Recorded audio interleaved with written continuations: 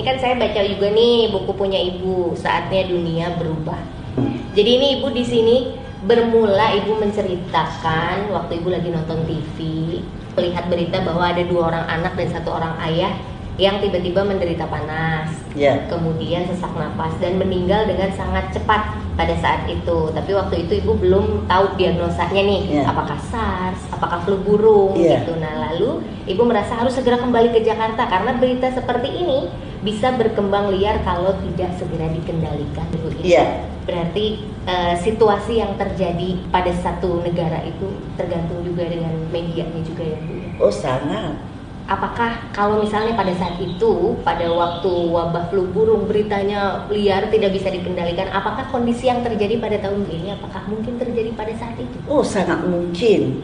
Jadi yang bisa mengendalikan adalah orang yang bisa mengerti substansinya. Kalau tidak mengerti substansinya, tambah bingung. Karena ini bukan suatu chaos yang umum, tapi chaos penyakit itu chaos yang sangat menakutkan. Rakyat butuh sesuatu yang pasti, rakyat butuh sesuatu yang tidak mengambang. Nah betul. Ini apa sih? Nah, itu bisa membuat tidak enak di masyarakat ini. Nah pada waktu itu saya sedang di Lombok kalau nggak salah, dan saya mendengar ada satu keluarga, 1 bapak dan 2 anak meninggal dalam keadaan yang sangat cepat dan infeksi paru, pneumonia yang sangat berat. Dan saya, itu penyakit apa itu? Sepertinya flu burung. Terus saya langsung pulang ke Jakarta, padahal acara saya belum selesai di Lombok. Kemudian saya kumpulkan eselon 1 segera waktu malam itu juga. Apa itu? Sakitnya apa itu namanya? SARS? Bukan Bu, ini flu burung. Kok kamu tahu flu burung? Sudah didiagnosa. Bagaimana mendiagnosanya? Pakai PCR. Siapa yang mendiagnosa? Namru. Oh my God. Kenapa Namru tahu bahwa akan ada flu burung di waktu itu? Nah itu suatu pertanyaan yang saya simpan dalam hati saya. Berarti Namru sudah tahu kalau akan ada flu burung yang datang, maka dia sudah punya primer yang untuk PCR. Jadi untuk memeriksa suatu virus itu butuh petanda atau primer, ya, untuk ngecek apakah ini benar virus flu burung apa bukan. H5N1 di Indonesia belum pernah ada. Itu adalah the first time. Kok sudah ada yang bisa mendiagnosa? Artinya yang mendiagnosa itu sudah tahu kalau akan ada. Nah itu saya simpan dalam hati saya sebagai suatu hal yang tidak biasa. Nah ini harus orang yang tahu substansi. Tidak bisa diketahui oleh orang birokrat, tidak bisa diketahui oleh penguasa biasa, tapi orang yang berkecimpung dalam riset, dalam bergulat dengan penyakit dan sebagainya. Dan setelah itu saya waspada dengan apapun yang terjadi. Pada saat itu kejadiannya apakah sama seperti yang sekarang terjadi Bu dengan COVID ini? Hampir sama. Cuma bedanya begini, pada waktu flu burung epicenternya justru di Indonesia. Sekarang epicenternya di Wuhan. Nah pada waktu epicenternya di Indonesia, maka saya bisa menyetop.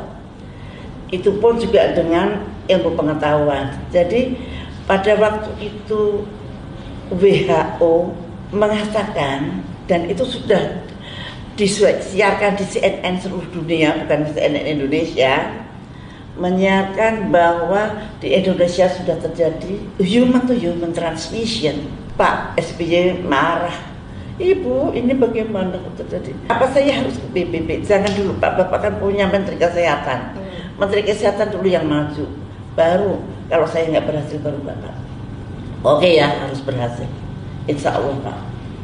Nah pada waktu itu saya telusuri, ternyata mereka mengatakan kita human to human transmission berdasarkan temuan di Tanah Karo.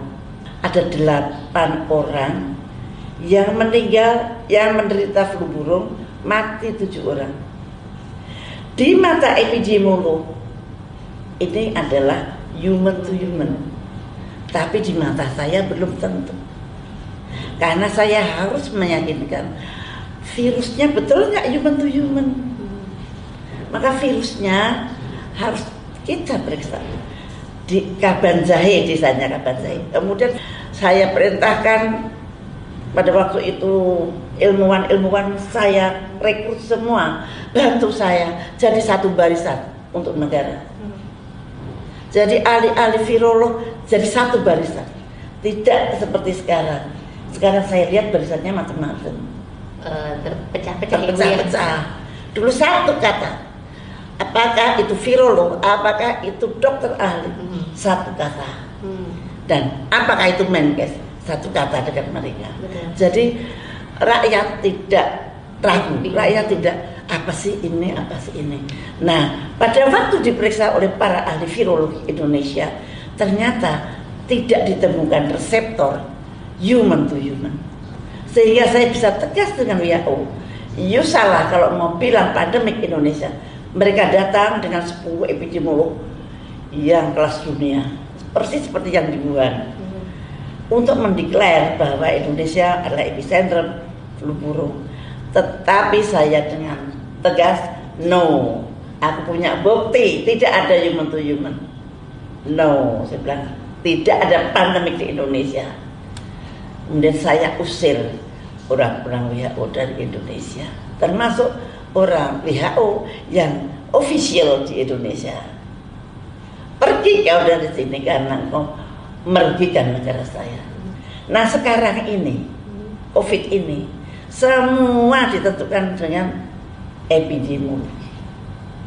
Epidemiologi itu memang suatu acuan kasar, tetapi diagnostik harus definitely. Virusnya seperti apa? Misalkan penularan seperti ini, cocok enggak dengan virusnya seperti apa? Jadi itulah kenapa saya bisa menggagalkan pandemik yang seharusnya terjadi pada tahun 2006 di Indonesia dengan epicentrum Tanah Karo di Kabanjahe itu. Wuhannya itu ada di Kabanjahe itu, dan alhamdulillah saya bisa melawan mereka, dan melawan mereka itu saya teruskan dengan secara diplomatis. Kita perang diplomasi di WHO. WHO itu mengumumkan bahwa kalau ada ayam yang mati, maka akan ada orang yang mati. Akhirnya Pak Nidom membuktikan bahwa ternyata virus yang dari ayam dimasukkan ke dalam babi dan virus yang dari manusia dalam babi ternyata tidak ada hubungan.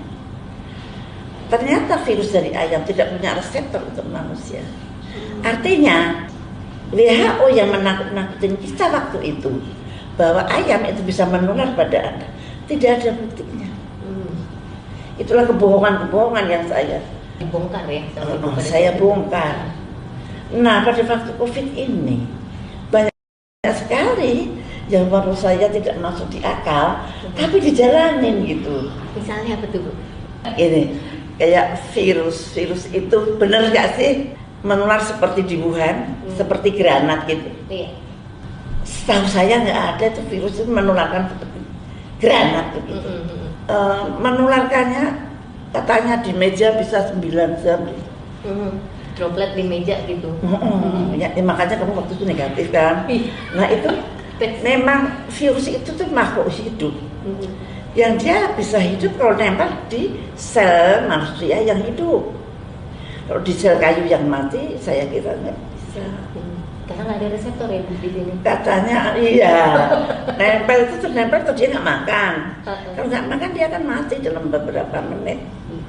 Tapi katanya bisa 9 jam, tapi buktinya mana?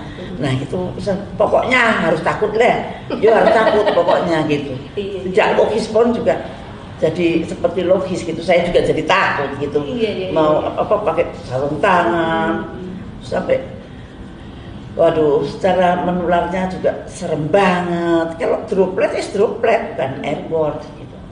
Tapi tidak ada yang membuktikan kemudian mendeklar gitu, bahwa mestinya penularan virus yang filogeniknya seperti ini penularannya adalah seperti itu. Betul.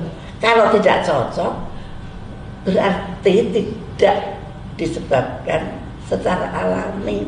Tapi so far sampai sekarang tidak ada para ahli yang mengeksplor bagaimana seharusnya virus COVID-19 itu pada waktu di Wuhan itu harus menyebar secara filogenisitinya.